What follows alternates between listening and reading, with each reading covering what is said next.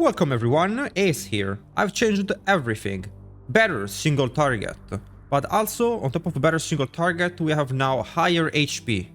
We don't use vulnerability, the path is now OP, everything has changed, every glyph has been changed, a new Avaron Spear build that is completely broken and great for running vaults. So let's go over all the changes. I realized you guys really like to understand why I changed the builds the way I do and you want to know why things change, so let's go over it. The first thing is I try to fix problems, right? So there is a problem with Lightning Storm. The problem is that you can't apply vulnerability reliably. Elemental exposure suck. This just does not apply vulnerability enough on mobs. So what do? Well, you have to go and you have to change your glyph and you need to now run something like exploit. And exploit gives you 3-second vulnerability, it's not enough. Mobs then lose vulnerability if they're far away, it's a mess. Bosses lose vulnerability. Okay, we have something that can help us with that, it's the path. Now, having vulnerability is really important, and that's why we run breaking support, which adds vulnerability to our build. Why do we need vulnerability? Simply because our best glyph in this build is Earth and Sky. Earth and Sky does increased damage if the enemy is vulnerable or crowd controlled. Now, I've removed the vulnerability from the build besides the path. The path will only apply vulnerable to bosses, but honestly, that's all we need, because we can run Earth and Sky by crowd controlling enemies. As you can see, the buff still works on crowd controlled enemies or vulnerable enemies. The path will single target vulnerable, and then we got 20% damage, plus the glyph is now available. So all the problem resulting from the lack of vulnerability has been resolved. And with that, I can remove the glyph exploit from the build. No more exploit. On top of that, now the board has 7 glyphs. So our Paragon board has 7 glyphs. 1, 2, 3, 4, 5, 6, and then 7 here. And I'm telling you now why. So by running an extra board, I can run now, well, first of all, no exploit. We have territorial, which is damage reduction and damage to close. But also we run shapeshifter in our very important constricting tendrils board. Very strong. You get a lot of HP from this. You can see 32k HP is quite a bit. So shapeshifter is strong. It also can be used to increase your Lightning Storm crit chance by 20%, but for that we need to talk about how to do certain combos, because Lightning Storm now has combos. You have 3 lightnings for small bosses, 5 lightnings, you can spam cast it, you can channel it, there's different things and different benefits from using Lightning Storm in different ways, which very similar to how Path of Exile actually is gonna play out. I've removed Fang and Claw from the build or tested it more. So Fang and Claw, where is it? It's very good glyph, 12% increased damage, but you need to be close to the enemy. A lot of time you're not close. That's one of the things that is really annoying about Lightning Storm, is that it's the only build that wants damage to distant enemies, but then also sometimes you have to fight them close. We are also not running Thunderstruck anymore, and I will explain now why. First of all, it's very expensive to have both close and distant on your gear. You need points to get here, and you're only gonna be using distant or close one at a time. And that's just really not very efficient. So instead of going for Thunderstruck, which I could do, I'd rather have a 7th board on my Paragon. By having a 7th board, I get 1 more glyph, which is more DR, and like 50% more damage. It's gonna be 15% more damage when you account for the fact that it's additive. So I believe that the DR plus that, plus the extra 10% HP I get is worth not having Thunderstruck. Also, having the gear close and distant, you really need to have everything min-maxed. And in the end, it's the same or slightly worse in terms of survivability, and pretty much identical in terms of damage. Don't really like Thunderstruck because of that. I believe also we need to run all those glyphs. I removed the Guzzler. We run now Undaunted. Undaunted gives us 10% damage reduction. I believe that because we fight a lot of times from long range, you're able to keep up your fortify. And what I mean with fortify being kept up is that you actually do need to have it fortified. You need to have the thing around you, the little steel mark around the HP bar, or it does not work in terms of additive damage. In terms of damage reduction, it always works, and that's why it's in the build, because the build is kind of squishy otherwise without territorial and undaunted. So I've added that, a lot more HP. I don't take all the armor nodes here, and I will explain why. So this is the first build we have. We have two builds we're gonna talk about. There's been, of course, also changes to gear. The first build is the classic one, which is both good for bosses and for anything else. The other build we're gonna discuss is the Avaron Spear build. This one, we have a very easy time running armor. We are armor capped because we have werewolf armor on our boots, and with just armor roll here and on the amulet, we have way more than enough armor for everything. With the other build, it's a very min-max build where you have to have pretty much perfect rolls on everything to be armor capped. But man, and also of course you need Uber, so yeah, it's very hard to get. So this one, I think it's the main build, because also does bosses very well. The other one, being Avaron, you don't get any buff from doing bosses with that build. Let's start with things that have not changed. Tempest Roar, not changed. Not changed. Chest, not changed. T-Bolt, still the same. The Ghostwalker boots, interesting. There is a possibility of removing the enchant and go for Shared Misery. Also, I like all stats instead of Fortified Generation, but Fortified Generation is really good. My weapon has core skill damage, damage to slowed, or crit damage. Here is fine. It's better on bosses. I just didn't want to roll it. The other thing that is best in slot will be willpower. But all stats very good on the stuff. The stuff is better against the trash mobs, worse against bosses, by the way, guys. So think about that. Now, in terms of amulet, I have here my crit chance modifier. And I have it here because more crit chance means more resource generation for you guys.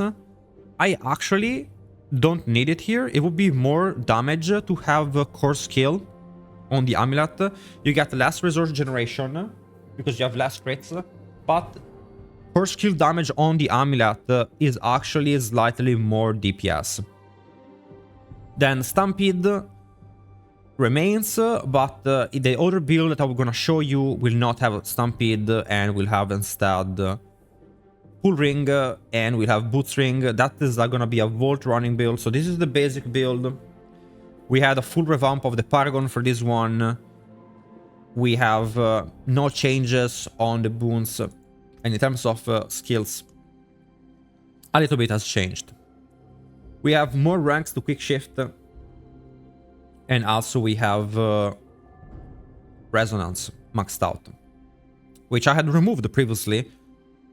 And the reason for that is how to play with the Glyph Shapeshifter. Okay, here we are at the training dummy. A little bit of a refreshing about the Glyph Shapeshifter will give you 20% crit chance.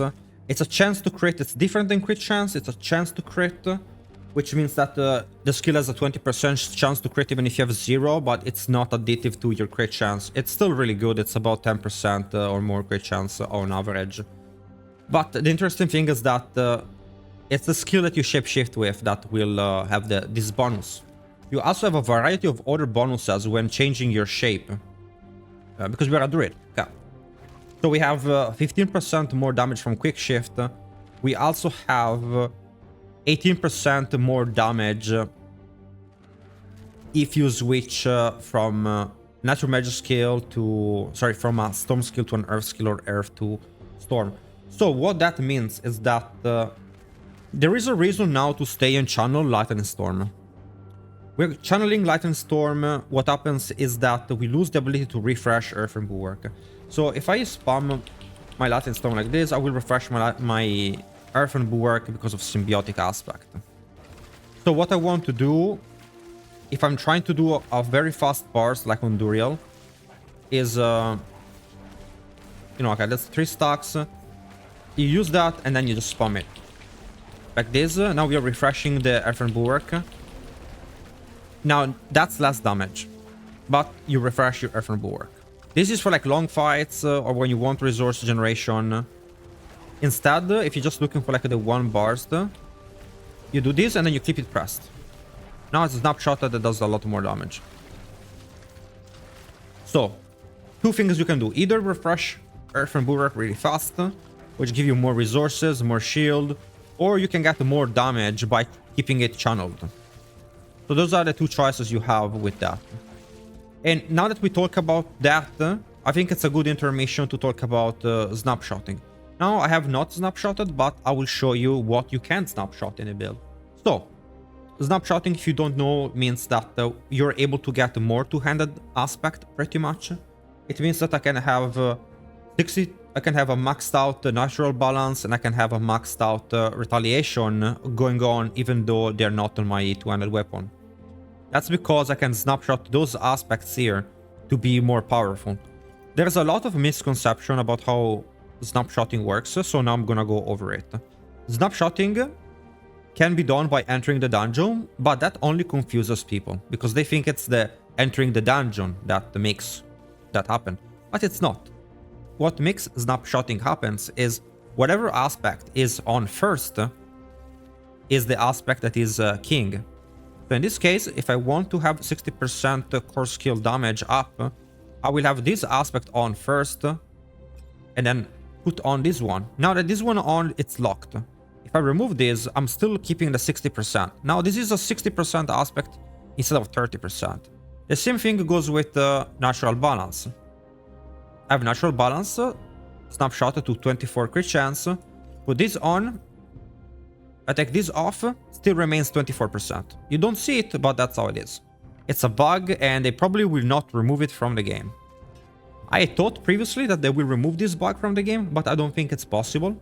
Because a lot of their game is coded around snapshotting. For example, you know, this skill here, when you shapeshift, a skill transforms you and deals increased damage. It makes sense that if I press Lightning Storm and I keep it pressed, it remains with the extra damage. And that's why they're gonna struggle so much, because they have to change so much code. I don't personally need to use Snapshot, but if you like it and you want the extra damage, the extra crit chance, you can. And now I taught you how to do that. If you want to do it efficiently, you can do this. You take out just one aspect and you enter the dungeon with core skill plus core skill. When you enter the dungeon with this at the same time, it will automatically snapshot to the bigger one. Then all you have to do is do natural balance. Natural balance this one. Then put the amulet and then this one. So it's a quick thing you can do. It's a quick swap. But it's kind of annoying to do because there is an intermission in between the rounds. So that's how you snapshot. Next topic. So next topic is Avaron Spear of Lycander, now being really overpowered. The new seasonal mechanic, the new seasonal buff, sorry. No, that's the shop. Blizzard, can I be a partner? Anyway, we have 50% boost to duration of our shrines with the Urn of Enduring Grace. No need to explain you why that is overpowered with an item that gives you shrine effects for 20 seconds. On top of that, crit chance is incredible for Lightning Storm, as your Ascetic Wraps and a lot of other effects only work when you crit. So, huge. If you want to know how much damage 24% crit chance is, it's about 25% damage multiplier.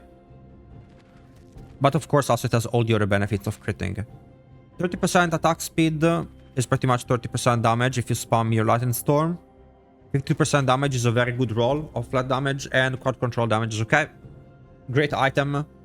For this item, you need to have on your necklace Shepherd. Also, you're gonna run with Arida's Inexorable Wheel and with Flicker Step. Now, you lose move speed, you'd think, but Spear of Lycander has been buffed, and now the Shrine effect also gives you 35% move speed. Previously, you would only get the buff from the Shrine, but not the move speed, which all Shrines should give you. Shrines give you 35 move speed, but not the Avaron Spear version was not doing that. It's been bug fixed. Although I don't know what happened, but I'm sure of it. So this build runs Flicker Step to reset the cooldown of Arida. It makes your clear speed much faster. Plays with Petrify instead of playing with Trample. Issue with that is that the build is harder to play, you have less Unstoppable. Also, you need to be more min-maxed as we have lost armor roll on boots. Overall, the build is gonna be great for Gauntlet and is the best for farming Vault. And it's also the most fun I've ever had with any build. So, super advise you to run this if you can, if you have it. Looking forward to change my Retaliation with Starless Sky if I ever drop the item. There is one more build that I'm gonna try to do, which is gonna be a one-handed version of the build, which unfortunately is gonna be based on snapshotting because you have more aspect slots, and it could be the competitive build for gauntlets later on. Maybe they fix snapshotting, I hope so, but everyone is gonna abuse that, and you kind of have to if you wanna compete on the leaderboard and, you know, be rank 1 or whatever. And I really like competing myself.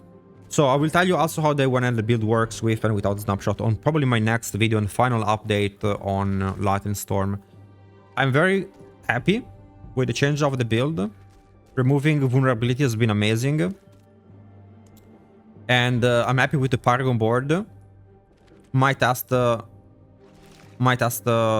a little bit more. But very happy with that. You can also snapshot Thunderstruck, but Thunderstruck might make it in the build, but you would have to do like 9 or 7 snapshot entering a dungeon. No one wants to do that, obviously. Now, Construct. We go super OP. The Construct is broken. We talked about it a little bit before. But breaking support gives you vulnerability for bosses, which is key. We have efficiency support, it's crit chance. Safeguard, which grants you DR. And then Tempest. This gives you DR, vulnerability on bosses, and crit chance on bosses. It's 10% crit, it's a lot of damage. We have Flash of Adrenaline with duration support, statica support, which is cooldown, duration, and effectiveness. 48% damage from me. Up all the time. Super OP, you kind of have to use this one, in my opinion, as it's an incredibly overpowered combination. Same for this. I think the Construct is OP, honestly. Running Vaults is really, really worth it. If I get a +4 skill rank, I don't know what I'm gonna remove, honestly. Maybe Safeguard, honestly. As I get better gear, I will need less DR, and I will get more damage from the new unique Evernight Tuning Stone that I don't have. So pretty much that's my plan. Super happy about the builds. I hope you guys enjoyed the video talking about all the changes I've made. See you tomorrow.